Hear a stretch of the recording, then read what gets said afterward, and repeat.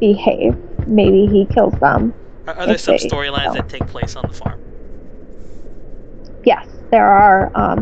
The second arc in Fables is all about the farm, and there's a rebellion on the farm when all these talking animals get really upset that they can't leave the farm. What do I think of Animal Farm? There's definitely some influence from Animal Farm there. It features Goldilocks and the three bears. Come with me. Goldilocks, you find out, has a little interesting love life with Baby Bear. Snow. What? And she's read some Marxist literature. What is it? You What happened? I can get a little sense of can't Willingham's get into politics it in a in that. We need to chapter. hurry to... Hi. This is our first encounter with Hello. Snow. Good morning. Or evening. Yeah.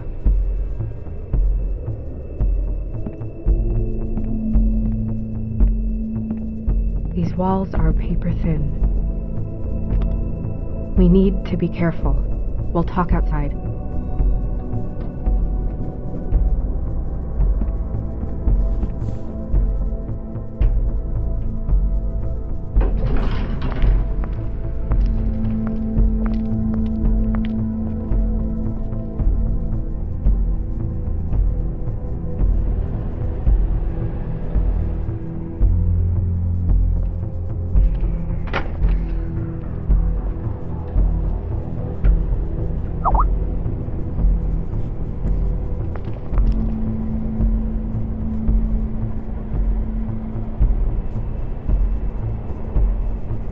Oh boy.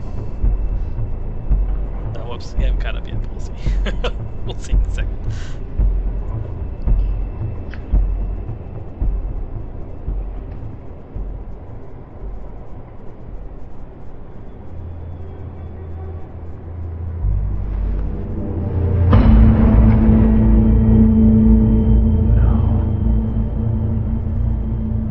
You knew this girl? She's not a Mundy, right? Who was she? I thought I knew everyone in Fabletown. She looks familiar. She was a prostitute. Really? That was very dramatic. I never Yeah. caught her real name. Oh, Yeah.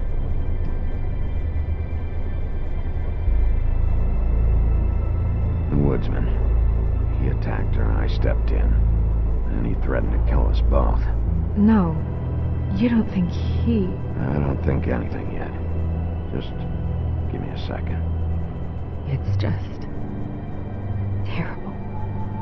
I'm surprised they didn't have a little thing that said Snow remembers that. Yeah. I did. She was just like this. I didn't touch her.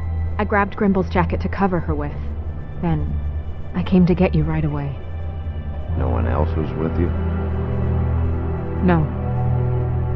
Big P, did one of us do this? There hasn't been a murder in Fabletown in a long time. All the more reason we shouldn't start a panic before we know what's going on.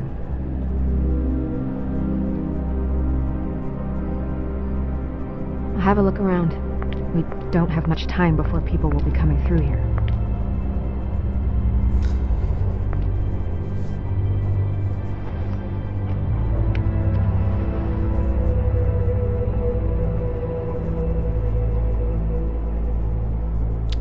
Now, sorry, I'll wait for it to catch up.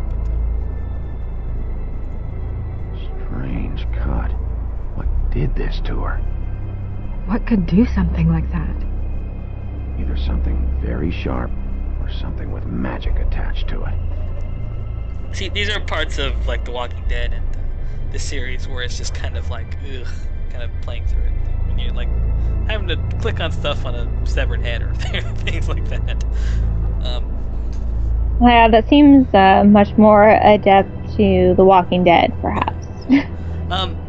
The way they characterize Snow White in here, I believe in this episode, is she doesn't know a whole lot about what's going on outside of the rich parts of town. I don't know if that's the case or if that's the way she's characterized normally. I I think that she definitely has She was placed the here with some privilege care. of What do you being mean? one of the more famous You can see that fables. someone didn't just And toss in her the here. fables world, She that's was often deliberately kind of placed how you're like for us to popular. find. What kind Is of if your monster? fable is well known. Also, if you're generally well liked. So all the princesses are, known for their kindness and beauty and those sorts of things. And I mean, the rules the universe sets up make it easier for human fables to interact with the world in general.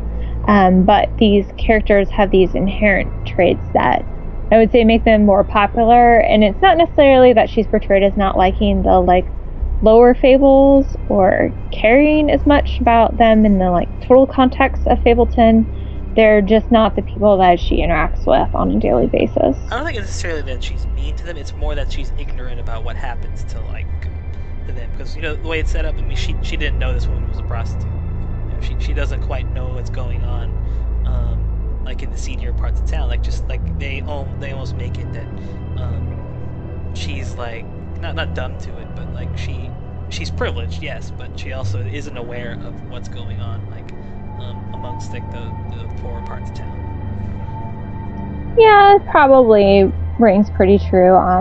In the book, they set up Rose Red as, her sister, as kind of her counterpart, and she certainly knows what's going on in the shadier parts of town. And she also eventually moves to the farm and cares more about the fables that are, look like animals and can't live in I don't Fableton. recognize it. Neither do I. So a lot of this story, I think, is about her progression as a person. How she slowly gets her own education about what's going